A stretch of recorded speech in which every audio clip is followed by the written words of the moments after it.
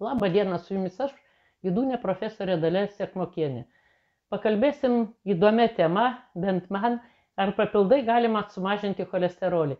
Nors apie jį jau labai daug kalbam ir aš kalbėjau savo video, bet mane paskatino tai padaryti netikėta išgirsta diskusija. Buvau kompanijoje, galima sakyti, ekskursijoje ir žmonės diskutavo, kaip jie susimažino ir ar įmanoma susimažinti cholesterolio lygį.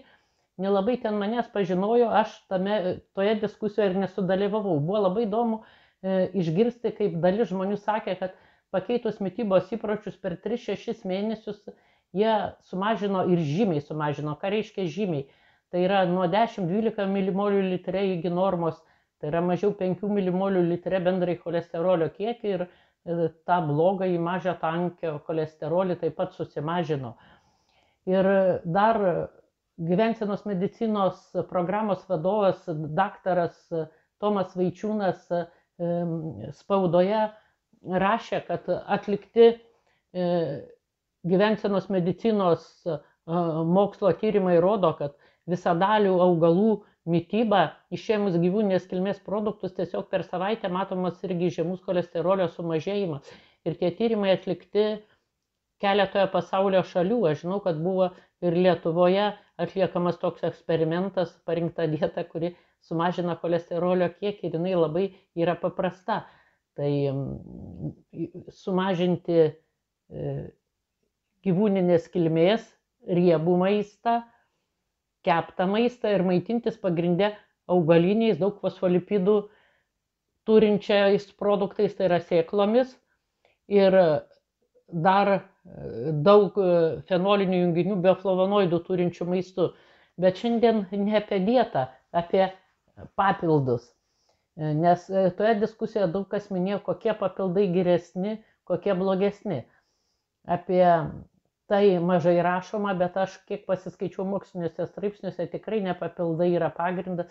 Pagrindas yra pakeisti mitybą. Papildai 10, 15, 20% geriausiu atveju padeda sumažinti cholesterolį. Bet jeigu jums labai sunku atsisakyti mitybos nesveikos, tai yra gausiai keptos mėsos, rūkytų gaminių, gausiai pyragaičių, arba prieinamais būdais sumažinti stresą, pamėginti arba medituoti, arba kvėpavimo techniką, ką aš irgi kalbu apie gyvybingumo didinimą, mėginkite papildus. Vis dėlto reikia ir tokių žinių.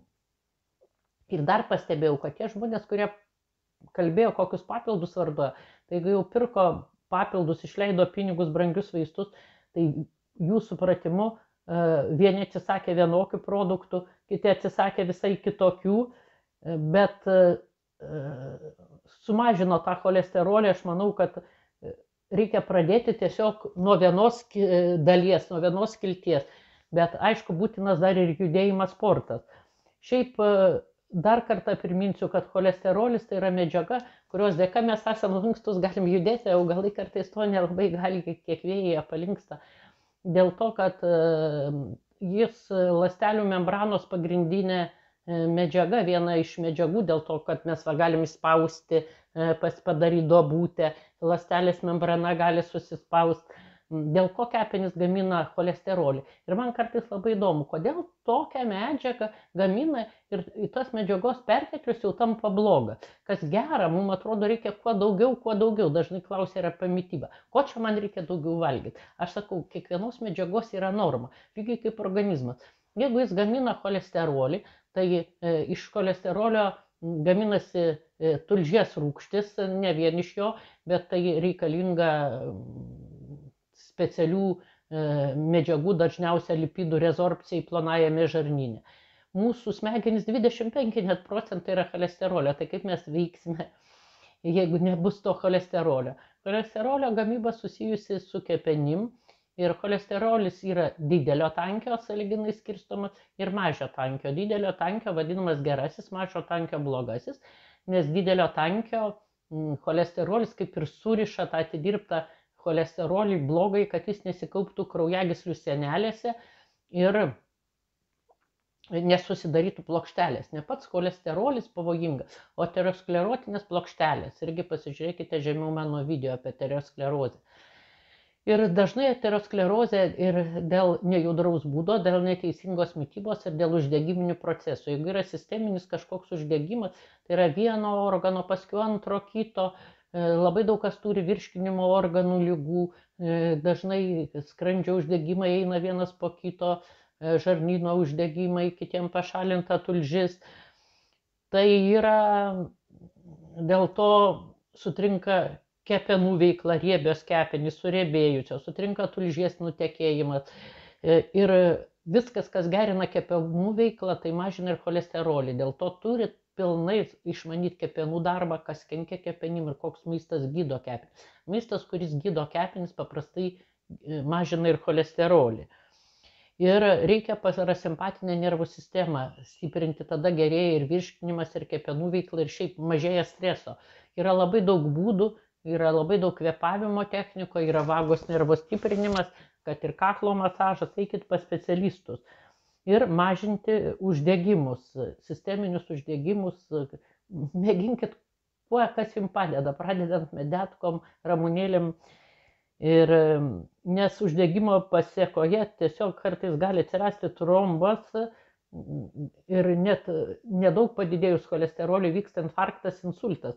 Tas yra jau mokslo nustatytas. Cholesterolis turi būti mažiau 5 milimolių į litre bendrasis, o tas gerasis cholesterolis, jo gali būti ir daugiau, jeigu mes pasižiūrėsim frakcijas. Už tai kartais to bendrojo cholesterolio leidžiama iki 6, jeigu gerojo daug.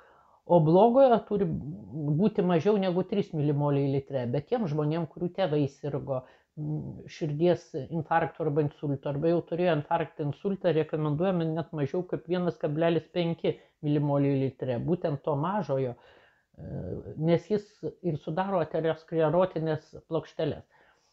Taigi keiskite mitybą ir artėja adventas, tai ypatingas metas, kai minčių vidinė tuštuma, meditacija, streso mažinimas, padės emociniam persivalgymui, nevalgykit vakare, išeikit daugiau pasivaikščiot, padarykit vidinę tą savyje tuštumą, pamėginkit bet kokiu būdu arba melstis, arba medituot, nueiti į kontempliacijas bažnyčiose, katalikai, sudalyvauti kažkokiose apeigose, pasiklausykite raminamos muzikos, vakare baisių žinių nežiūrėkite. Aišku, jeigu turite rimtą ligą, aš visada pasakau, kad gydytojas turi pasakyti, yra tokių sunkių būklių po infarktų, insultų, kad tai nepasikartotų, yra skiriami statinai ir nori nenori, kartais tenka juos vartoti ir yra įvairių nuomonių, kad paskutinės kartos statinai netaip ir kenkia ir 60% žmonių neduoda pašalinių poveikių. Ir jeigu jau gydytojas tikrai pasakė, kad jūs labai labai didelėje rizikoje, tai jūs kurį laiką pavartokit, o paskiau keiskit mitybą ir iš karto keiskit mitybą palaipsniui. Ir vis dėlto papildus irgi reiktų vartoti. Tai paskatins netgi mitybos keitimąsi. Dabar, kas yra mokslo įrodyta, kad gali sumažinti cholesterolio kiekį? Tai vaistinė ožragė. Vaistinė ožragė labai plačiai vartojama, fenugreek angliškai, vadinama helba Egipte, vadinama geltonoji arbata, ten kasdien geria, tai kaip ir ankštinių augalas iš tokių mažų pupelių. Ir tikrai yra papildų mūsų vaistinėse, jūs pasižiūrėkite internete, tiesiog vaistinė ožragė, arba iš jos išskiriamos medžiagos ir tiesiog daromi papildai, augaliniai steroliai, juodgrūdė. Juodgrūdė dar gydo ir helicobacter pylori. Šiaip prieskonių vartojimas pagerina kepenų, viso virškinimo trakto veiklą ir mažina cholesterolį ir mažina uždegimus. Be abejo, kaip minėjau, cholesterolis plus uždegimai tai yra ta pavojinga bomba, kuri tikrai gali pasireikšti kaip kardiovaskulinės labai rimtos ligos, ko mes bet kaip norim išvengti. Taigi jums prieskoniai turi patikti ir kardamonas, ir muškato riešutas, ir mūsiškiai. Pavyzdžiui, yra papildas ciberžolė, visiems labai žinoma veiklioji dalis kurkuminas, kuris saugo nuo onkologijos, bet superžolė su juodaisiais pipirais perskaičiau anotaciją, taip pat rekomenduojama cholesteroliui mažinti. Tiesiog gerina viso organizmo veiklą. Ir dar norėjau pasakyti, kad jeigu jūs kartais kiti prieš papildus, jūs visas šitas dalis, pavyzdžiui, ožragė, juodgrūdė, prieskonius, nebūtinai turit pirkti vaistinėje, jūs galite nusipirkti Lifin, Maximose, Rimi, Lidl, bet kur tik tai norite ar turguje. Ir susimaišyti ir vartoti kaip arbatas arba su maistu. Tai aš kalbu apie tuos, kurie pirks galbūt vaistinėse kaip papildą su anotacija, kad mažina cholesterolio kiekį. Net tas žymusis pilkasis viršuklis vadinamas ardžūna, ardžūnos būna ir sulčių indų parduotuvėse, Tuk Indija yra Kaune Vilijampolėje. Tai būna ir vaistinėse užrašyta, jeigu lietuviškom raidėm, arjūna, pilkasis viršuklis. Polifenolių kompleksai. Tai vėl, jeigu jūs nenorit polifenolių kompleksų vartoti įvairių, tai kaip garnyrą rinkitės spalvotas daržovės. O norint per savaitę pasiekti kažkokio cholesterolio pamažėjimą, vien vartokit, vien. Aš daviau receptų, pasiieškokit, tai yra vienas iš mano video prieš porą savaičių išėjęs, kur apačioje daug įvairių receptų yra bet kuria kalba. Dabar buvo cukinijų metas neseniai, o dabar prasidėjo baklažanų metas ir aš grįžau iš Stambulo ir irgi mačiau, kiek ten yra. Stambule daug vartojama baklažanų ir būna, kad jie paverdami orkaitėj pakepami, įpjaunami, neišimamas ir tas vidus ir įdaroma kitoje keptuvėje arba garuose patroškintomis daržovėmis ir tai nepaprastai skanu. Nebūtinai viską kepti ir tiesiog pagal sezoną vartokite įvairius daržovių troškinius, kurių yra šimtai receptų. Ir ne taip, kaip kartais sakau, kiti sako, ką nėra ką valgyti tada, jeigu valgom daržovės, nes jis įsivaizduoja bulvės, morkas, kopūstas. Taigi vietoj polifenolių komplekso spalvotos daržovės. Visos, kokios jūs tik tai įmanoma atrasti ir truputį riešutų. Užsienio spauda teigia, kad taip pat kofermentas Q1 veikdamas medžiagų apykaitą taip pat prisideda prie cholesterolio mažinimo. Omega-3 arba omega-3 turintys produktai, kaip linų sėmenys, lašišinės žuvys, riebios žuvys. Vaistinėse dar yra papildas aterolip. Tai yra raudonosiomis mielėmis fermentuoti ryžiai, kai susidaro specialios medžiagos panašios į statinus, bet natūralios augalinės, kaip ir augaliniai steroliai, ir jos veikia mažindamos cholesterolį šiek tiek, bet natūraliu būdu. Organizmas pats susireguliuoja, kiek jie sumažint, kad užtektų ląstelių augimui, kad užtektų smegenų veiklai, kad užtektų tulžies gamybai, nes jeigu šitų dalykų jų neužteks cholesterolio, kad gamintųsi, irgi nebus gerai, nes kodėl cholesterolio daug kiaušinio trynyje, už tai, kad labai reikia užauginti didelę ląstelių masę, užauginti viščiuką.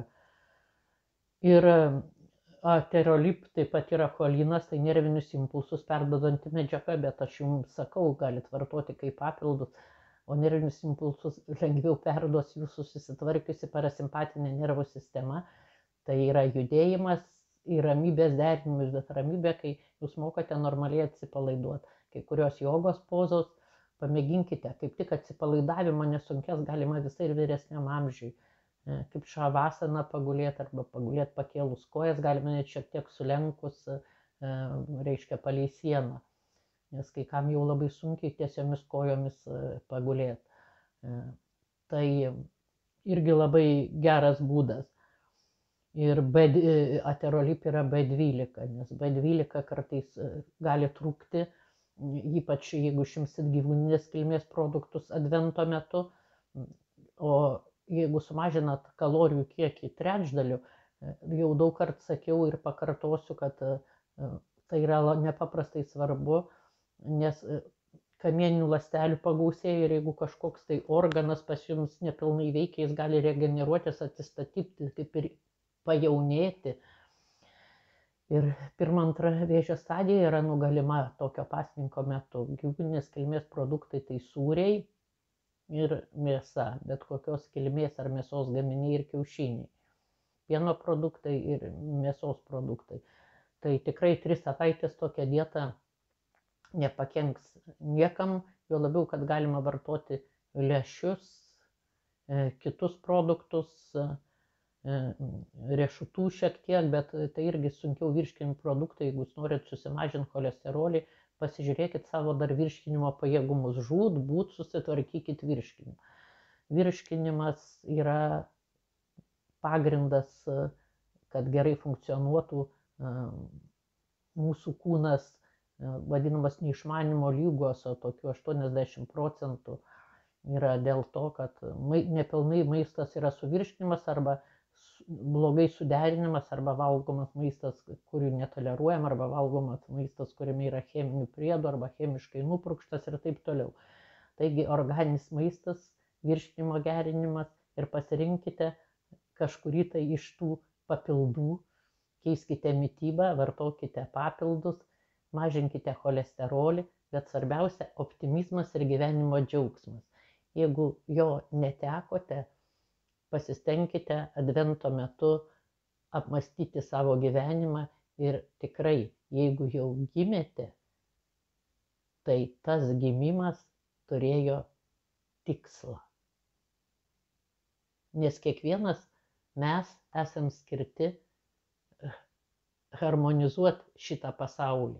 O dabar dar toks sudėtingas metas, kad visi turime prisidėti prie teigiamų procesų, kad ir meditacija ar malda, arba pasakydami gerą žodį. Taigi sėkmės visiems tvarkant savo kūną, mintis ir mažinant cholesterolį. Likite sveiki.